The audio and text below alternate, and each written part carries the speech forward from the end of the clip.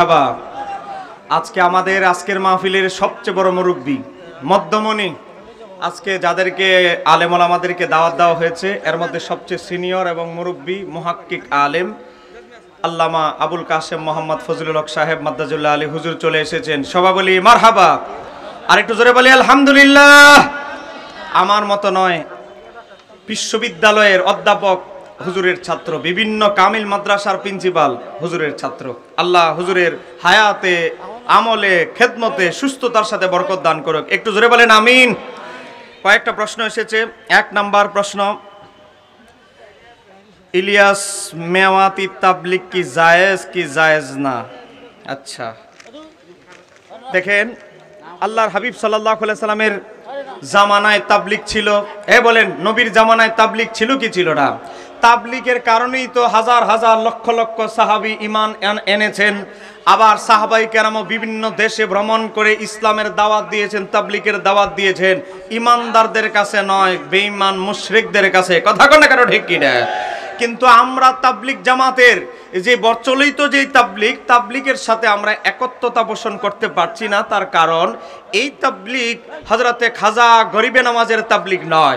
এই তাবলিগ প্রাচীন আল্লাহর হাবিব তার সাহাবায়ে কেরাম যে তাবলিগ করেছে এই তাবলিগ নয়। এই কারণে আমরা এটার স্বীকৃতি দিতে পারছি না। এখন আমাদের তাবলিগ জামাতের ভাইয়েরা বলবেন, এই কথা আপনি কোথায় পেলেন? এই তাবলিগ যে আবিষ্কৃত, নব আবিষ্কৃত, এই কথা আপনি কোথায় পেলেন? আমরা বলবো আপনাদের কিতাব আছে, দেখেন মালফুজাত। আপনাদের বড় হুজুর মাওলানা ইলিয়াস মেওয়াতি, যিনি প্রচলিত তাবলিগ জামাতের প্রতিষ্ঠাতা, বইটা 50 টাকা খরচ করে নিজে কষ্ট করে কষ্টের টাকা দিয়ে ক্রয় করেছি। আপনাদের বইয়ের ভিতরে কি আছে, তাদের বইয়ের ভিতরে কি আছে বলতে কোনো অসুবিধা আছে? আর একটু জোরে বলেন না কেন অসুবিধা আছে? এই তাবলিগ জামাতের যিনি প্রতিষ্ঠাতা তার বাণীগুলো উর্দু থেকে বাংলা অনুবাদ করেছে।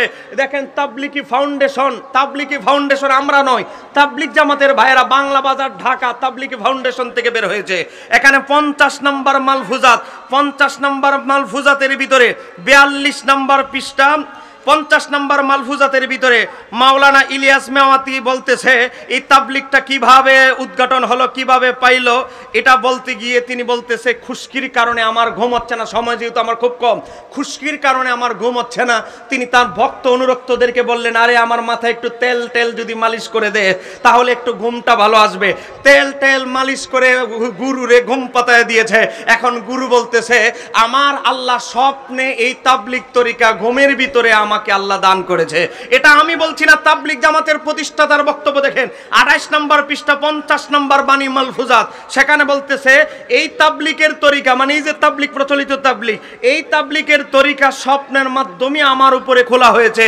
এমনকি উর্দু অরিজিনাল ভার্সনে এশায়াতুল উলুম মাকতাবার মধ্যে ছাপা আছে, ইলিয়াস মেওয়াতিকে নাকি আমার আল্লাহ স্বপ্নে বলতেছে, এই ইলিয়াস তোমাকে আমি নবীদের মতো মানুষের দ্বারে দ্বারে মানুষের নিকট পাঠিয়েছি। একটু জোরে বলা যাবে কিনা আউযুবিল্লাহ? বলেন ইলিয়াস আল্লাহর হাবিবের পরে কি আর কোন নবী আছে? আর কোন নবী আসবে?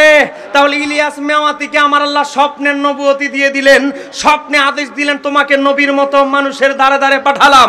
তাহলে এই কথা কি সঠিক হলো না কুফরি হলো? আর একটু জোরে বলেন, সঠিক হলো না কুফরি হলো? আপনারা বলেন, আপনারা কি কোনোদিন তাবলিগ জামাতের সিল্লায় আপনারা কখনো গিয়েছেন? জান নাই। এখন আমাদের তাবলিগ জামাতের আকীদা কি জানেন? তাবলিগ জামাতের আকীদার ব্যাপারে আপনারা দেখেন, তাবলিগ জামাতের এই বইয়ের ভিতরে এসেছে 42 নম্বর মালফুজাতের ভিতরে এসেছে, 42 নম্বর মালফুজাতে এসেছে মুসলমান 2 প্রকার হইতে পারে। মুসলমান 2 প্রকার, এখানে অনুবাদে কাটচুপি হয়েছে। মুসলমান 2 প্রকার, তৃতীয় কোনো প্রকার নাই। এই শব্দটা অনুবাদ থেকে বাদ দেওয়া হয়েছে, উর্দুতে আছে। মুসলমান 2 প্রকার, তৃতীয় কোনো প্রকার নাই। এবার এই নিকলির মুসলমান আপনি দেখেন, মুসলমানের ভিতরে কাতারে আছেন কি নাই? বলতেছে মুসলমান 2 প্রকার, তৃতীয় কোনো প্রকার নাই মুসলমানের। 1 নম্বর প্রকার কি? যারা আল্লাহর রাস্তায় বাহির হইয়া যাইবে, যারা তাবলিগে গাট্টি নিয়ে চিল্লায় আল্লাহর রাস্তায় বের হবে, এরাই হলো 1 নম্বর মুসলমান, মুসলমানের প্রকার। 2 নম্বর, দ্বিতীয়, যাহারা উহাদের সাহায্য করিবে, যারা তাবলিগ জামাতের ভাইদেরকে মসজিদে থাকার জন্য সাহায্য করবে, হান্ডি বাটেল দিয়ে মাঝে মাঝে সাহায্য করবে, তারাই মুসলমান। তৃতীয় আর কোনো মুসলমান নাই। তার মানে নিকলি এই ঈদগাহ ময়দানে আপনারা যারা জীবনে কোনোদিন তাবলিগওয়ালাদের গাট্টি গোট্টা ডেক ডিস্কি দিয়ে সহযোগিতা করেন নাই, তাবলিগে যারা গাট্টি নিয়ে বের হন নাই, আপনারা তাবলিগ জামাতের প্রতিষ্ঠাতার মতে আপনারা আর মুসলমানের কাতারে নাই। এখন আপনারা বলেন এই আকীদা কি আমরা মানতে পারি? আর একটু আসতে বলেন, মানতে পারি?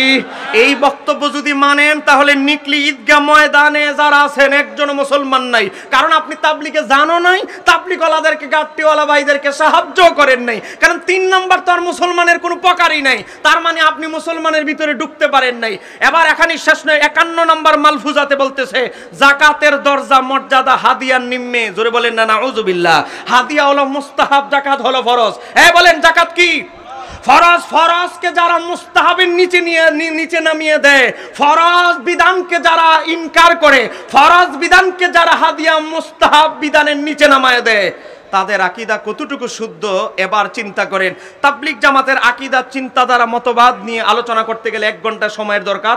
আমার নোটবুকে আছে, এগুলো আমি এখন সময়ের জন্য বলতে পারছি না। আরেকটা প্রশ্ন এসেছে, অনেকগুলো প্রশ্ন, 9টা প্রশ্ন, আমি সবগুলো তো জবাব দিতে পারছি না। আমার বাজান আছেন, তিনি কয়েকটা প্রশ্ন উত্তর দিয়ে দিবেন, সবগুলো হয়ে যাবে। জানাজার পরে দোয়া বিধান। জানাজার পরে দোয়া নিয়ে আমরা সারা জীবন শুনে এসেছি, তাদের সাথে ঝগড়া করে এসেছি, আমরা বহুবার চ্যালেঞ্জ দিয়েছি। আপনাদের পার্শ্ববর্তী বানচারামপুরে কিছুদিন আগে আমি বাহাসের চ্যালেঞ্জ দিয়েছিলাম। তাদের বড় হুজুর তারা আমাদের সাথে, ওসি সাহেবকে তারা মনে করেছে রাজি হবে না। আমরা ওসি সাহেবকে বললাম, ওসি সাহেব শুধু 3জন মুবাহেস থাকবো, আর একজন বিচারক থাকবে, আর একটা লোককে ঢুকতে দিব না, আপনি নিশ্চিত থাকেন, আমাদেরকে পারমিশন দেন। ওসি যখন বাচ্চারাপুরে রাজি হয়ে গেছে, তখন তারা পল্টি মারে বলে আমাদের নিজেদের এলাকার গন্ডগোল নিজেরাই মিটিয়ে ফেলবো। তারা মনে করছে ওসি রাজি হবে না, অনুমতি দিবে না। রাজি যখন হয়ে গেছে, এদের বুঝেন না, এদের থলের বিড়াল বের হয়ে গেছে।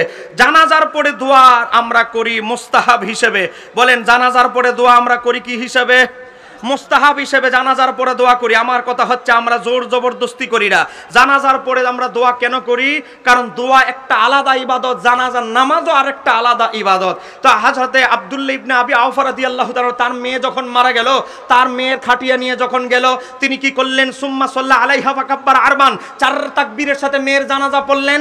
জানাজা পড়ার পরে সুম্মা কাদা, সুম্মা কামা, তারপরে তিনি দাঁড়াইলেন। 2 তাকবীর দীর্ঘ। কোন 2 তাকবীর দীর্ঘ হয়? যেই তাকবীর আমরা দুরূদ পড়ি আর আমরা দোয়া পড়ি, ওই দীর্ঘ 2 তাকবীর পরিমাণ তিনি দাঁড়ায় দোয়া করলেন। ইস্তাগফিরু লাহা, মেয়ের জন্য ইস্তেগফার করলেন। ওয়া ইয়াদউ, তিনি তার মেয়ের জন্য দোয়া করলেন। কে করলেন? সাহাবী। সাহাবী করার পরে তাবিরা প্রশ্ন করলো, আপনি যে এমনটা করছেন, আল্লাহর হাবিবও কি এমনটা করেছে? তিনি বলে ওয়াকালা কানা রাসূলুল্লাহ সাল্লাল্লাহু আলাইহি ওয়াসাল্লাম হাকাযা ইয়াসনাউ, আমার নবী এমনটা করেছে, জানাজার পরে দোয়া করেছে, ইস্তেগফার করেছে মাইয়িতের জন্য। আমি নবীকে অনুসরণ করে, আমি নবীর সাহাবী আব্দুল্লাহ ইবনে আবি আওফা, আমি নবী নিজে, আমি সাহাবীও করছি। একটু জোরে বলেন না মারহাবা। আমি একটা হাদিস দিলাম, এই হাদিসটি ইমাম হাকিম তার আল মুস্তাদরাক আলা সহিহাইনে 1330 নম্বর হাদিসে বর্ণনা করে বলে সহিহ। এমনকি আজকে যে আহলে হাদিস ওয়াহাবি ভাইয়েরা যে কিতাবটা মানুষকে বেশি বেশি বিলি করে, রিয়াজুস সালিহিন 940 নম্বর হাদিস, রিয়াজুস সালিহিনের এটা। রিয়াজুস সালিহিনেও কিন্তু জানাজার পরে দোয়ার ব্যাপারে কি আছে? দলিল আছে।